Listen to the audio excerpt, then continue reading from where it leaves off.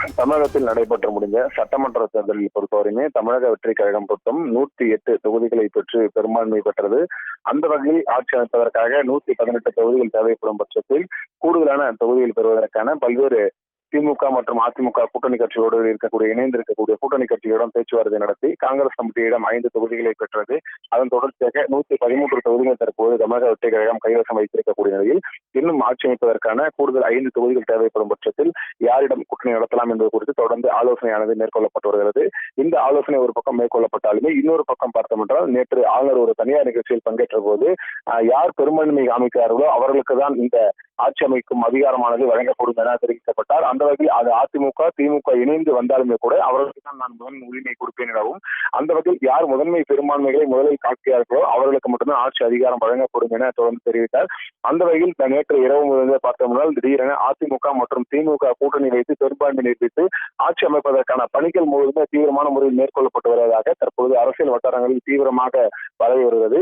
அந்த வகையில் தான் தற்போது தமிழக வெற்றி கழகத்தின் தலைவர் விஜய் தலைமையில் சென்னை பணியூரில் இருக்கக்கூடிய தலைமை அலுவலகத்தில் பார்த்தோம் என்றால் அவசர இந்த சட்டமன்ற உறுப்பினர்கள் ஆலோசனை கூட்டமானது தற்போது இன்னும் சட்ட நேரத்தில் தொடங்க இருக்கிறது. குறிப்பாக இந்த கூட்டணி பொறுத்தவரையுமே யாரிடம் வைக்கலாம், யாரிடம் ஆதரவு போகலாம், 2 நாள் மட்டுமே கால அவகாசம் கொடுக்கப்பட்டிருக்கக்கூடிய நிலையில் யாரிடம் கோரிக்கை வைத்து அவர்களிடமிருந்து ஆதரவு பெறுவதற்கான பணிகள் முழுவதுமே தீவிரமாக மேற்கொள்ளப்பட்டு வரக்கூடிய நிலையில் இன்னும் அதற்கான நடவடிக்கைகள் என்னென்ன எடுக்கலாம் என்பது குறித்து பேசுவதற்காக தான் இந்த சட்டமன்ற உறுப்பினர்கள் ஆலோசனை கூட்டமானது இன்னும் சட்ட நேரத்தில் தொடங்க இருக்கிறது.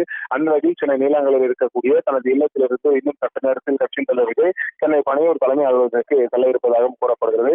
இந்த ஆலோசனை கூட்டம் பொறுத்தவரை மிக முக்கியமாக இந்த ஆலோசனை கூட்டமாக கூறப்படுகிறது. ஏனென்றால் இறுதிக்கட்டம், அதாவது தமிழகத்தில் ஆட்சி அமைப்பதற்கான இறுதி கட்டத்தை நெருங்கி இருக்கக்கூடிய யார் ஆட்சியாளர்களாக இருப்பார்கள் என எதிர்பார்ப்பு இழந்திருக்கிறது. அந்த வகையில் தான் தற்போது இந்த ஆலோசனை கூட்டமானது முக்கியமானதாக கருதப்படுகிறது. இது மட்டுமல்லாமல் இந்த நிகழ்ச்சியில் பார்த்தோம், அதாவது இந்த ஆலோசனை கூட்டத்தில் பார்த்தோம் என்றால் சட்டமன்ற உறுப்பினர்கள் மற்றும் மாவட்ட செயலாளர்கள், மாவட்ட பொறுப்பாளர்கள் உள்ளிட்ட முக்கிய பிரதிநிதிகள் பங்கேற்கிறார்கள். குறிப்பாக இதில் தலைமை தாங்குபவர்கள் யார் என்று பார்த்தோம் கட்சியின் பொதுச் செயலாளர் புஷியானந்த் மற்றும் மேலாண்மை பொதுச் செயலாளர் ஆதவர்ஜுனா, மேலும் முன்னாள் அமைச்சரும் தற்போதைய சட்டமன்ற உறுப்பினருமான செங்கோட்டையன், மேலும் சட்டமன்ற உறுப்பினர் சி.டி. நிர்மல்குமார், அருண்ராஜ் உள்ளிட்ட முக்கிய பிரதிநிதிகள் தான் முன்னேற்று அவர்கள் தலைமையில் தான் தொடர்ந்து இந்த ஆலோசனை கூட்டமானது நடைபெறுவதற்கான வாய்ப்புகள் இருப்பதாகவும் கூறப்பட்டிருக்கிறது.